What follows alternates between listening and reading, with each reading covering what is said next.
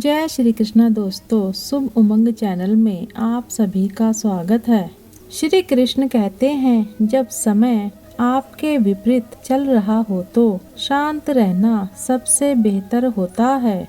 श्रीमद् भागवत गीता में भगवान श्री कृष्ण कहते हैं कि जो होने वाला है वह होकर ही रहता है और जो नहीं होने वाला वह कभी नहीं होता।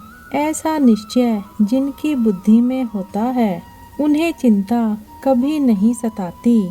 आज यदि बुरा समय चल रहा है तो कल अच्छा समय अवश्य आएगा। आप केवल निस्वार्थ भाव से अपना निश्चित कर्म करते रहिए। हमारे द्वारा किए गए किसी भी कर्म का परिणाम क्या होगा या हमें उसका क्या फल मिलेगा और कब मिलेगा, यह तो सिर्फ ऊपर वाला ही जानता है। ईश्वर सिर्फ दिशा दिखा सकता है, उस पथ पर चलना हमारा काम है। और वास्तविकता में अगर तुम चलना ही नहीं चाहते फिर तुम्हारा ईश्वर को दोष देना व्यर्थ है। जिंदगी में कितने भी दुख आ जाएं, कभी भी उनसे भागना मत, क्योंकि जितनी भी कोशिश कर लो मुसीबत आपका पीछा कभी नहीं छोड़ेगी। इसलिए मुसीबतों से भागो मत, बल्कि निर्भय होकर उनका डटकर सामना करो। ईश्वर सिर्फ मिलाने का कार्य करते हैं। संबंधों में दूरियां या नजदीकियां बढ़ाने का कार्य मनुष्य स्वयं करता है। मन के झूठ पकड़कर कई दफा हम अपने सच से दूर भाग रहे होते हैं। हम नहीं जानते या जानना ही नहीं चाहते कि आखिर हम चाह क्या रहे हैं। श्री कृष्ण कहते हैं, जब भक्ति में मन लगने लगे तो समझ लेना आपने भगवान को नहीं बल्कि भगवान ने आपको चुना है। कोई कुछ भी बोले स्वयं को शांत रखना चाहिए, क्योंकि धूप कितनी भी तेज क्यों ना हो समुद्र सूखा नहीं करते। जो आपसे जलते हैं उनसे घृणा कभी ना करें, क्योंकि यही तो वे लोग हैं जो यह समझते हैं कि आप उनसे बेहतर हैं। कान भरने वालों से हमेशा सावधान रहें, यह अच्छे से अच्छे रिश्ते को भी बिगाड़ देते हैं। कोई मौका दे तो उसे धोखा मत देना, और कोई धोखा दे तो उसे दोबारा कभी मौका मत देना। किसी के साथ दुख बांट पाना भी एक तरह का सुख ही होता है। बुराई तो तुम्हें हजारों की भीड़ में भी ढूंढ लेगी, ठीक उसी तरह जैसे गायों के झुंड में बछड़ा अपनी माँ को ढूंढ लेता है। परंतु जो बंसी वाले को दिल से मानता है वह बुराई में भी अच्छाई को ढूंढ लेता है। ज्यादा हंसने और ज्यादा बोलने वाला व्यक्ति अगर चुप हो जाए तो समझ लेना चाहिए कि वह भीतर से टूट चुका है। कभी भी स्वयं पर घमंड मत करना, क्योंकि पत्थर भी भारी होकर पानी में अपना वजूद खो देता है। अगर ईश्वर तुम्हें ज्यादा प्रतीक्षा करवा रहे हैं तो हो सकता है कि जितना तुमने मांगा है उससे वह कहीं ज्यादा देने वाले हों। अरे गुजर जाएगा यह दौर भी, जरा सब्र तो कर। खुशियाँ ही नहीं रुकी तो गम की क्या औकात है। जब मन परेशान हो तब कुछ मत किया करो, बस आंखें बंद करके श्री कृष्ण का नाम लिया करो। बुद्धि से पैसा कमाया जा सकता है, परंतु पैसे से बुद्धि नहीं खरीदी जा सकती। जिंदगी का तजुर्बा है कि छोटा आदमी बड़े मौकों पर काम आ सकता है और बड़ा आदमी छोटी सी बात पर औकात दिखा सकता है। कोई आपके हाथ से छीन सकता है लेकिन आपके भाग्य से नहीं। जिंदगी में आगे बढ़ना है तो सहारे नहीं खुद पर यकीन करना सीखो। ईश्वर में आस्था है तो मुश्किलों में भी रास्ता है। जो ज्ञानी होता है उसे समझाया जा सकता है, जो अज्ञानी होता है उसे भी समझाया जा सकता है, परंतु जो अभिमानी होता है उसे कोई नहीं समझा सकता, उसे सिर्फ वक्त ही समझाता है। एक बार एक गांव में एक साधु रहता था जो भगवान पर बहुत विश्वास रखता था। एक बार की बात है, वह साधु पेड़ के नीचे बैठा था और भगवान को याद कर रहा था। अचानक ही वहाँ बाढ़ आ गई। चारों तरफ पानी ही पानी था। सब लोग अपने आप को बचाने के लिए ऊपर पहाड़ की तरफ भागने लगे। उनमें से एक आदमी ने देखा कि इस हालत में भी साधु जी भगवान की तपस्या कर रहे हैं, तो उसने साधु से बोला, अरे आप क्यों नहीं जा रहे हो? आप मेरे साथ ऊपर पहाड़ की तरफ चलो, नहीं तो डूब जाओगे।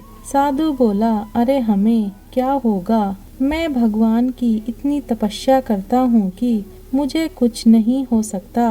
भगवान खुद मुझे बचाने आएंगे। धीरे धीरे पानी साधु की कमर तक आ गया और अब लोग वहाँ से नाव लेकर निकलने लगे। उनमें से एक ने साधु से कहा, अरे पानी आपकी कमर तक आ गया है, आप हमारे साथ चलिए। साधु ने कहा, नहीं नहीं, भगवान मुझे खुद बचाने आएंगे। और वह नाव वाला भी वहाँ से निकल गया। कुछ देर बाद पानी इतना बढ़ गया कि साधु के गले तक पहुँच गया।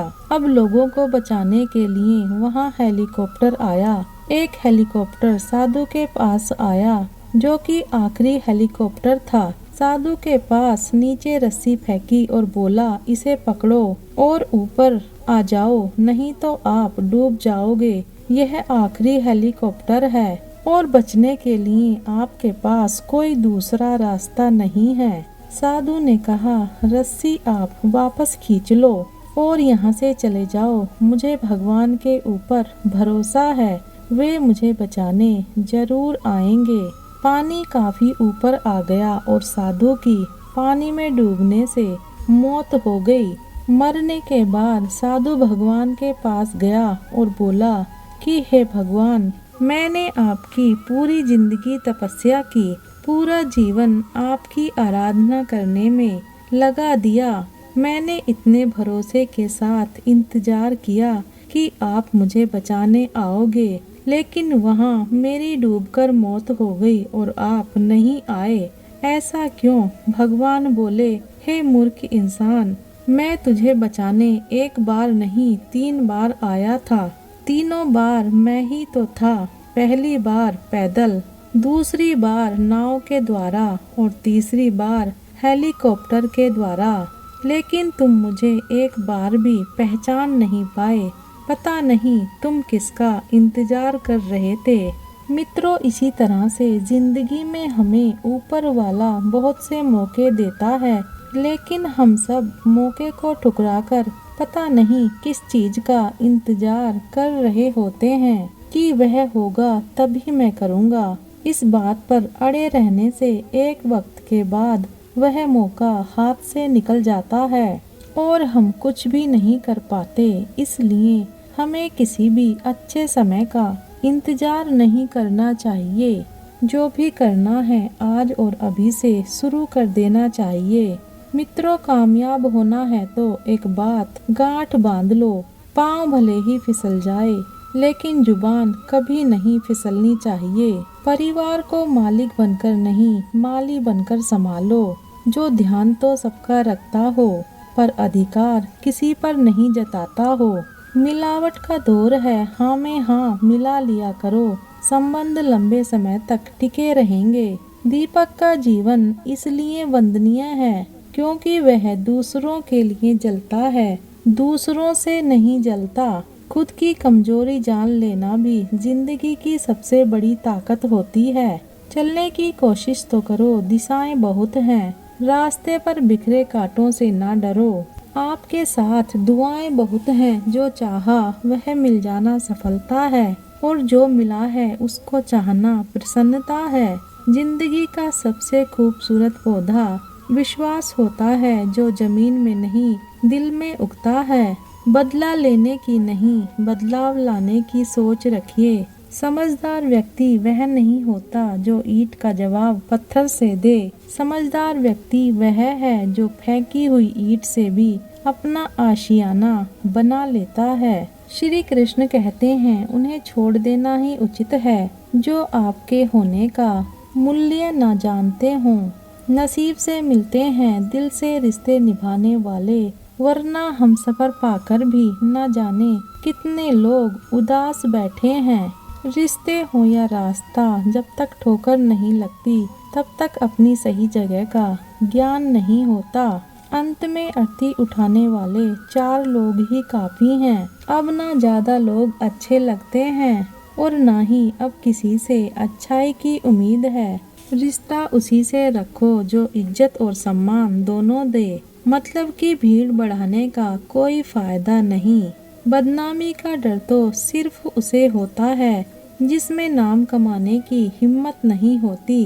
सब लोग कहते हैं सीता और द्रौपदी के कारण हुई है रामायण और महाभारत। किसी ने यह नहीं कहा कि नारी का सम्मान न करने का अंत है रामायण और महाभारत। योग्यताएं कर्म से पैदा होती हैं, जन्म से तो हर व्यक्ति शून्य ही होता है। उस आदमी से हमेशा सावधान रहो जो बात नहीं करता और उस कुत्ते से जो भौंकता नहीं।